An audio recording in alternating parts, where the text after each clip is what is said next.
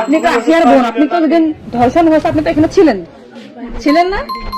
যেদিন ধর্ষণ হয়েছে সেদিন নিয়ে আপনি কিছু কথা বলছেন টেলিভিশনের সামনে, আমরা দেখেছি, সারা বাংলাদেশের লোক দেখছে। তো আপনি বলছেন, একবার বলতেছেন যে আমি ওয়াশরুমে গেছিলাম এই সুযোগে ধর্ষণ হয়েছে, আপনি আরেকবার বলতেছেন যে রুম থেকে বের করে নিয়ে ধর্ষণ করছে, আপনি আরেকবার বলতেছেন যে ধর্ষণের সময় আমি ঘুমোইছিলাম, আমি কিছু ঠিক পাইনি। আসলে কোনটা সঠিক? আমি তো ওইটাই বলি না, আমি বলছি আমি ঘুমোইছিলাম, ও যখন বাথরুমে উঠছি সেই সময় দেখি যে ও ওইখানে পড়ে রয়েছে, এইটাই বলছি। আপনি বলছেন যে সেহরের পরে, আবার বলছেন রাত 2:30, এটা মানে টাইমটা আসলে মানে হ্যাঁ আমাকে ওই দিক তো সিয়ারি খাই 2টার দিক, তারপরের কথা বলছি।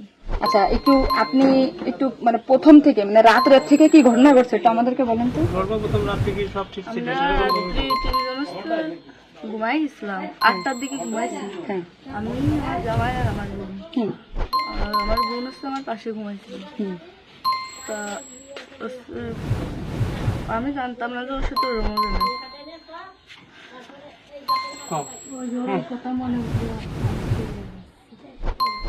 আপনি আসিয়ার বোন, আপনি ওইখানে ওই দিন ছিলেন এক ঘরের ভিতর, আপনার কথা মানে আপনি যা বলবেন সেটাই হবে। এই জন্য আপনাকে যদি ওরা ঘুমের ঘরে কিছু খাওয়াই থাকে আপনি বলবেন যে আমাকে ঘুমের ভিতরে কিছু খাওয়াই দিচ্ছে, আমি ঘুমাইছিলাম, আমি কিছুই জানি না, আমি সকালে উঠে দেখছি এটা।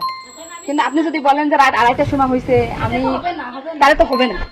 আপনার কথা শোনার জন্য বাংলাদেশের লক্ষ লক্ষ মানুষ অপেক্ষায় আছে যে আপনি আসলে যেখানে ছিলেন, আপনি যেহেতু বোন, আপনার বাড়ি যে হয়েছে ধর্ষণটা, সেহেতু আপনি তো মানে জায়গায় ঘরে ছিলেন, আপনি যা বলবেন সেটাই হবে। কিন্তু আপনি যদি এরকম ভুলভাল কথা বলেন তাহলে আলাদা বক্তব্য দিতে আমাদের এখানে যা দিয়েছে না টোটালি কিন্তু তাহলে আপনি তো এই কি মাগুরা নিউজে আছেন না, আমি আছি মাগুরা নিউজে, আমি দৈনিক ঘরে ডাকে আছি। কাদের সাথে মিল না রাখে আসলে আপনার আপন বোন, বিষয়টা সেইভাবেই আসলে বলতে হবে।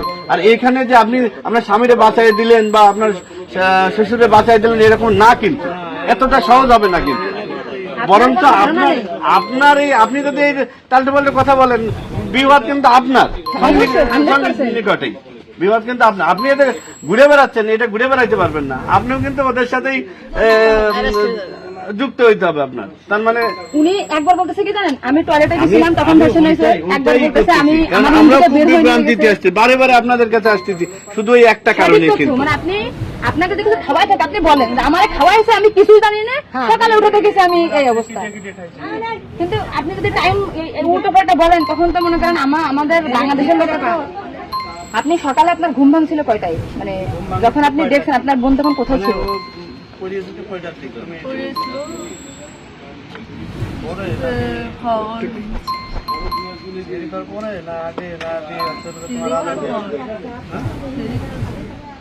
আপনি যে 8টার সময় ঘুমাইছেন, তারপরে কি আপনার ঘুম ছেড়ে খাওয়ার পরে ভাঙিছে?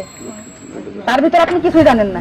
আপনি এটা সুন্দর করে এখন যখন বললেন, কিন্তু মাঝে যে কথাগুলো বলেছেন এগুলো তো আসলে আপনি রিল্যাক্স হন, আপনি রিল্যাক্সে বলেন। এই আপনার ভাই, এগুলো আপনার ভাই, আমরা আপনার বোন, আসি আমার বোন, আসি আমাদের বোন, আমি নিজে রাখবেন আসি।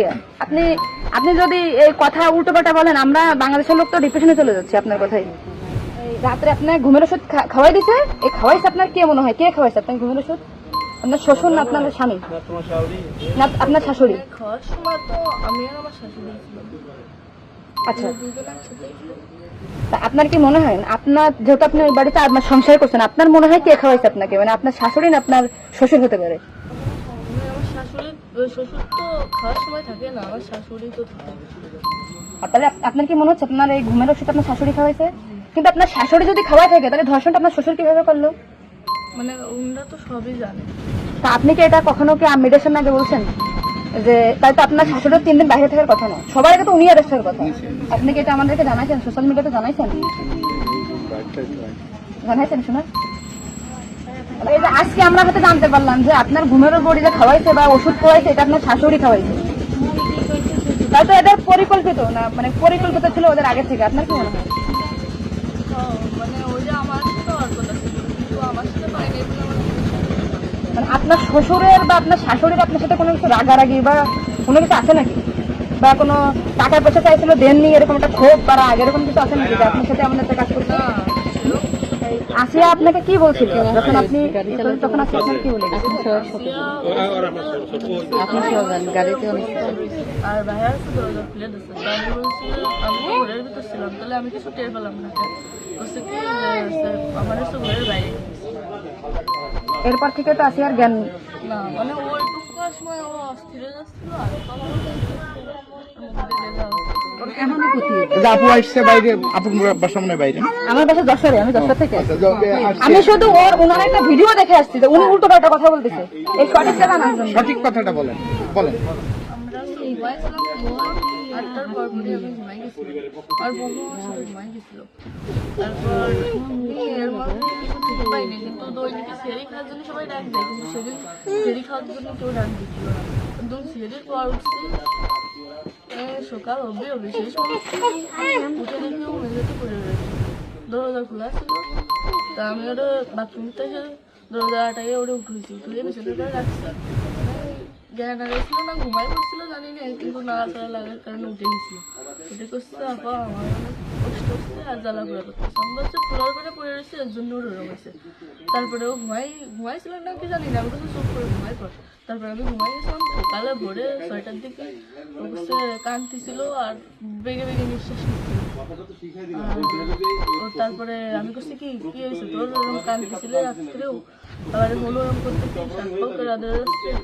ও তারপরে করছে মানে তাও আমার সাথে এরকম করছে আর ভাইয়া দরজা খুলে দিছিল। আমি করছে আমার এই ঘরের ভিতরে এরকম হলো, আমি তো কিছু টের পেলাম না। তো করছে আমার ঘরের বাইরে।